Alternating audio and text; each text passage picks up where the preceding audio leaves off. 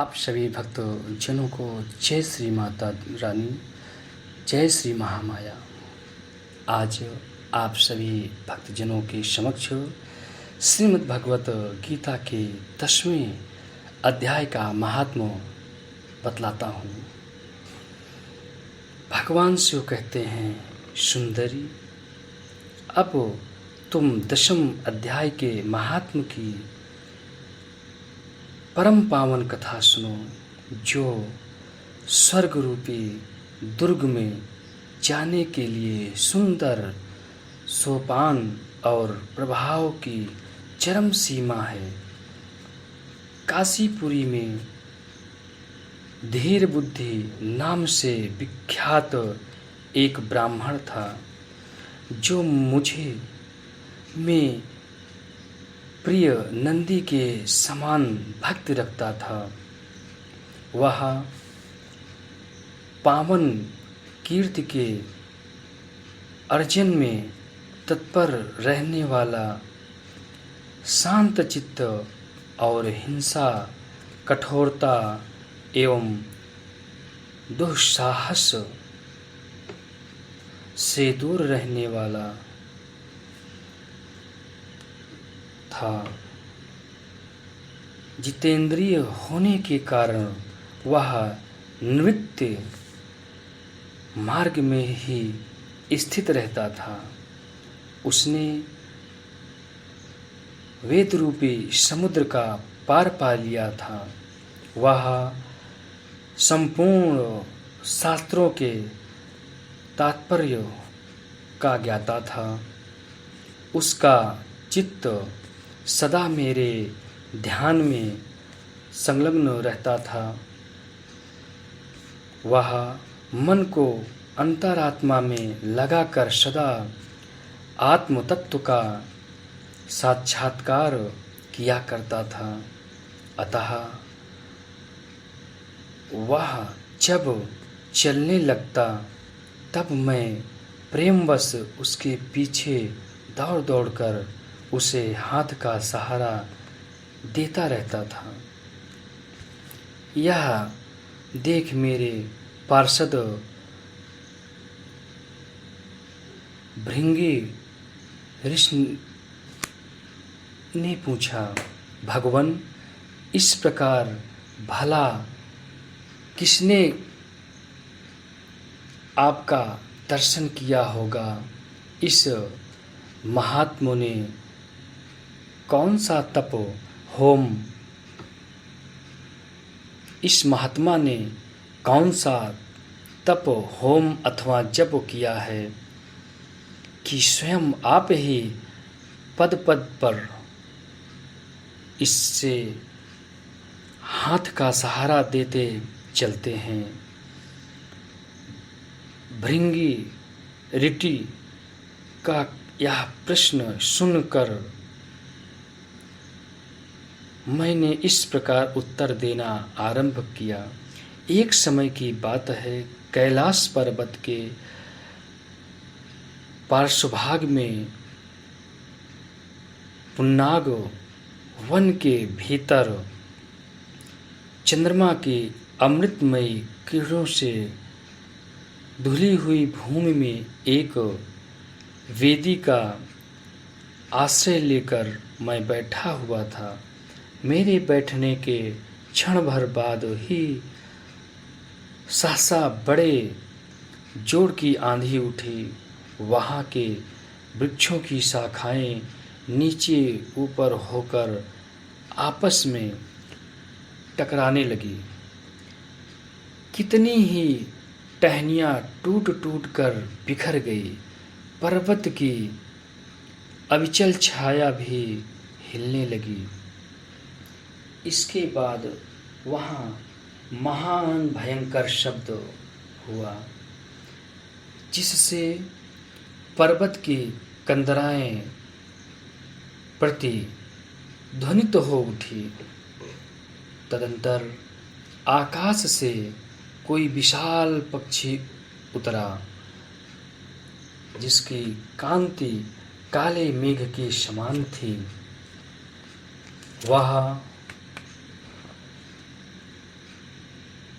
कज्जल की राशि,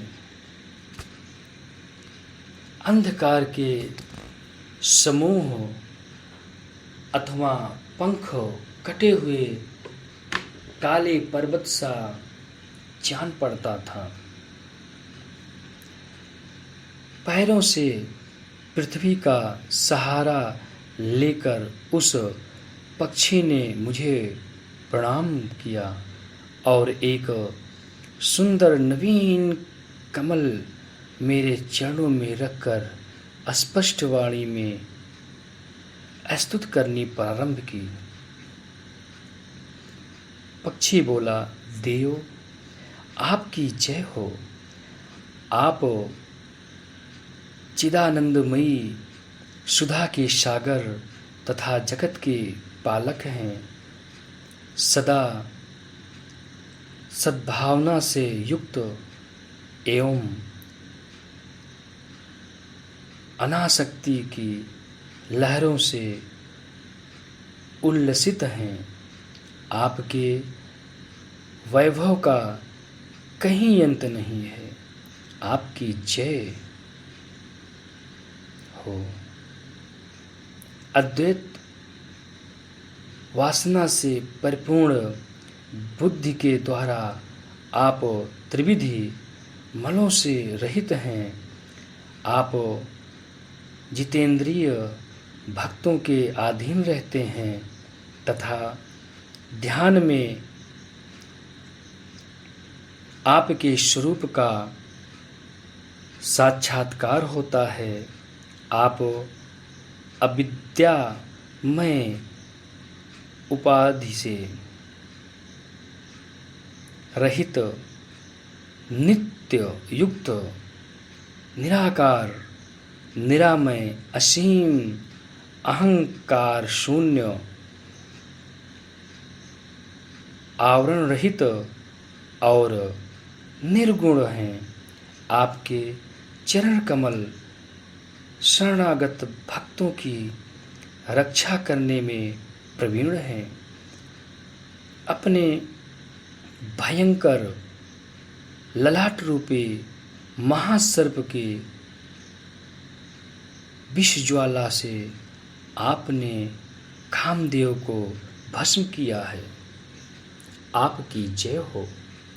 आप प्रत्यक्ष आदि प्रमाणों से दूर होते हुए भी प्रमाण स्वरूप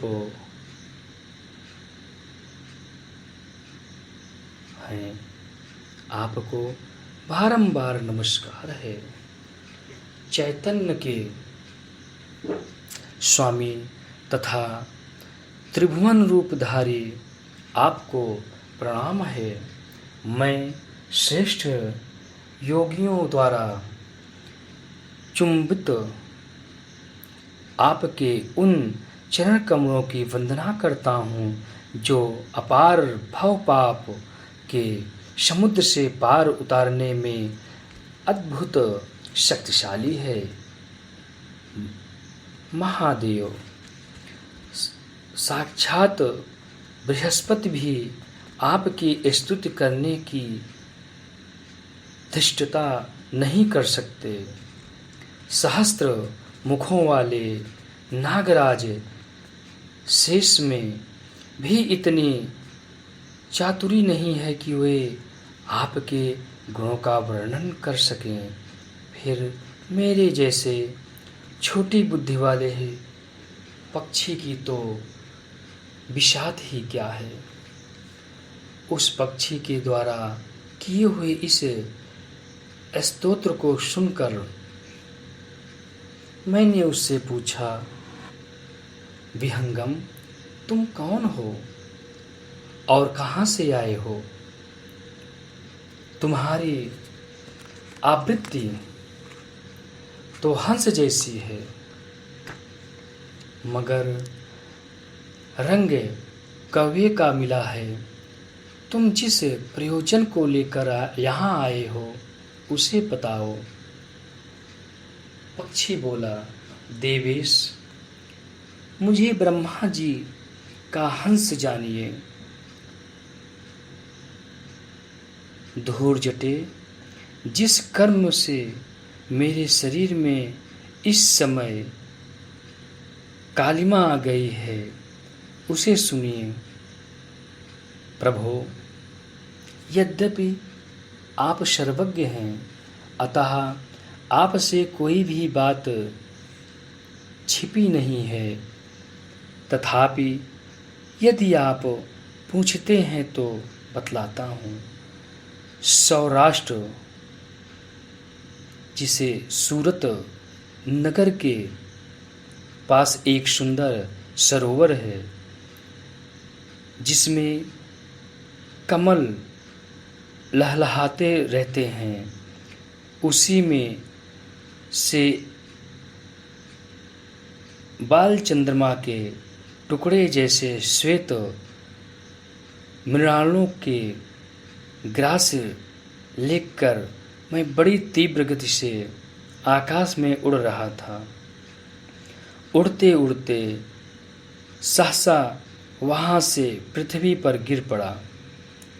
जब होश में आया और अपने गिरने का कोई कारण न देख सका तो मन ही मन सोचने लगा, अहो, यह मुझ पर क्या आ पड़ा। आज मेरा पतन कैसे हो गया। पके हुए कपूर के समान मेरे श्वेत शरीर में यह कालिमा कैसे आ गई।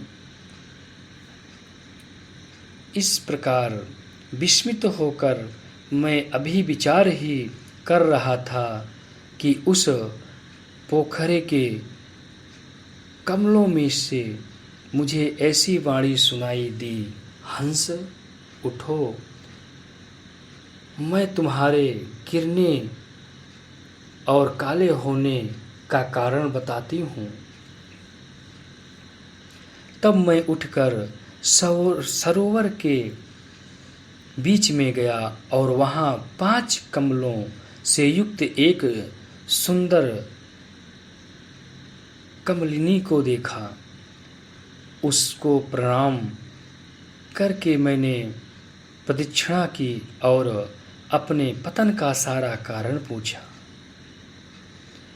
कमलिनी बोली, कलहंस, तुम आकाश मार्ग से मुझे लांघ कर गए हो। उसी पातक के परिणामवश तुम्हें पृथ्वी पर गिरना पड़ा है तथा उसी के कारण तुम्हारे शरीर में कालिमा दिखाई देती है। तुम्हें गिरा देख मेरे हृदय में दया भर आई और जब मैं इस मध्यम कमल के द्वारा बोलने लगी हूँ, उस समय मेरे मुख से निकली हुई सुगंध को सूंघकर 8000 भंवरे स्वर्गलोक को प्राप्त हो गए हैं। पक्षीराज, जिस कारण मुझ में इतना वैभव, ऐसा प्रभाव आया है, उसे बतलाती हूँ, सुनो। इस जन्म से पहले तीसरे जन्म में मैं एक पृथ्वी पर एक ब्राह्मण की कन्या के रूप में उत्पन्न हुई थी। उस समय मेरा नाम सरोजवदना था। मैं गुरुजनों की सेवा करती हुई सदा एकमात्र पतिव्रत के पालन में तत्पर रहती थी। एक दिन की बात है, मैं एक महीना को पढ़ा रही थी। इससे पति सेवा में कुछ विलंब हो गया। इससे पति देवता कुपित हो गए और उन्होंने शाप दिया, पापनी, तू मैना हो जा। मरने के बाद यद्यपि मैं मैना ही हुई, तथापि पतिव्रत्य के प्रसाद से मुनियों के ही घर में मुझे आश्रय मिला।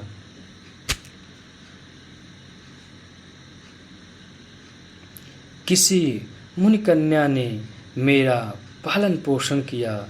मैं जिनके घर में थी वही ब्राह्मण प्रतिदिन प्रातःकाल विभूतियों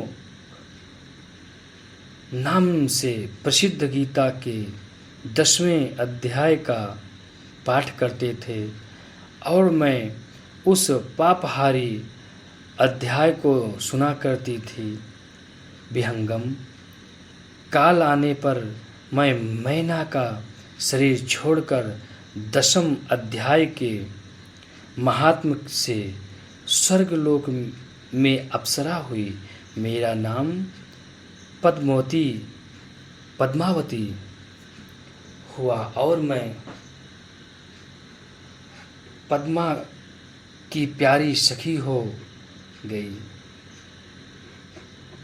एक दिन मैं विमान से आकाश में विचर रही थी। उस समय सुंदर कमलों से सुशोभित इस रमणीय सरोवर पर मेरी दृष्टि पड़ी और इसमें उतरकर ज्यों ही मैंने जल क्रीड़ा आरंभ की त्यों ही दुर्वासा मुनि आ धमके।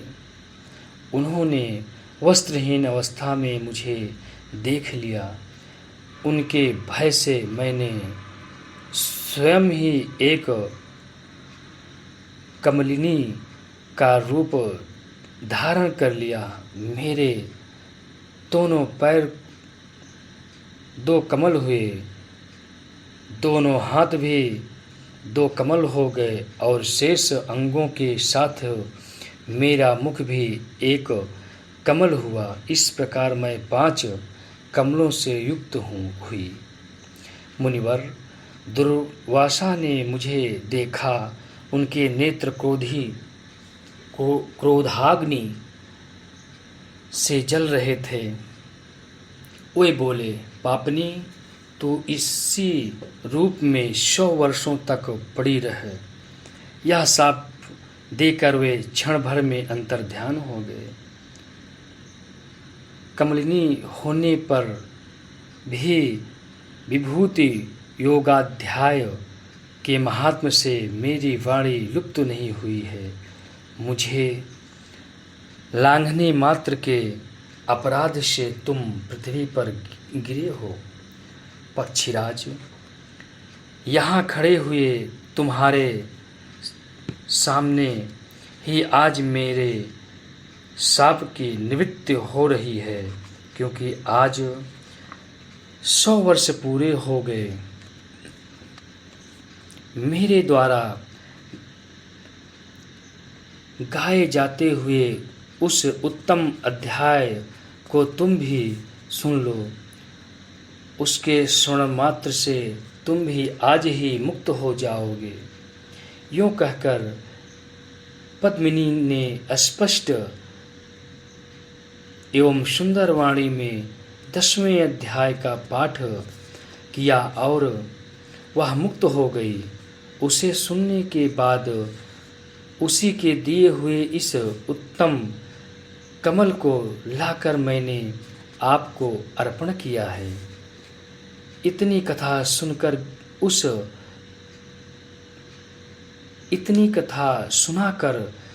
उस पक्षी ने अपना शरीर त्याग दिया। यह एक अद्भुत सी घटना हुई। वही पक्षी अब 10वें अध्याय के प्रभाव से ब्राह्मण कुल में उत्पन्न हुआ है। जन्म से ही अभ्यास होने के कारण शैश व्यवस्था से ही इसके मुख से सदा गीता के 10वें अध्याय का उच्चारण हुआ करता है। 10वें अध्याय के अर्थ चिंतन का यह परिणाम हुआ है कि यह सब भूतों में स्थित शंख चक्रधारी भगवान विष्णु का सदा ही दर्शन करता रहता है। इसकी स्नेहपूर्ण दृष्टि जब कभी किसी देहधारी के शरीर पर पड़ जाती है, तब वह चाहे शराबी और ब्राह्मण हत्यारा ही क्यों न हो, मुक्त हो जाता है तथा पूर्व जन्म में अभ्यास किए हुए 10वें अध्याय के महात्म से इसको दुर्लभ तत्व ज्ञान प्राप्त है तथा इसने जीवन मुक्ति भी पा ली है। अतः जब यह रास्ता चलने लगता है तो मैं इसे हाथ का सहारा दिया करता हूँ।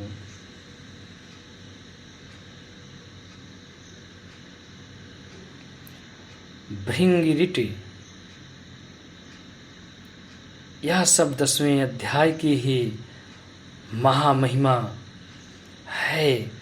पार्वती, इस प्रकार मैंने भृंगिरिटि के सामने जो पापनाशक कथा कही थी वही यहाँ तुमसे भी कही है।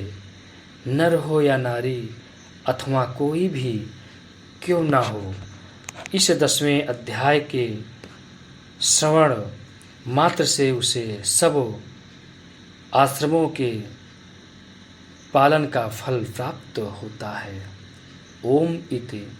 आप सभी भक्तजन जो भी हमारे चैनल को सब्सक्राइब ना किए हों, आप सभी भक्तजन हमारे चैनल को सब्सक्राइब करें, ज़्यादा से ज़्यादा शेयर करें, ज़्यादा से ज़्यादा लाइक करें। जय माता दी, जय महामाया।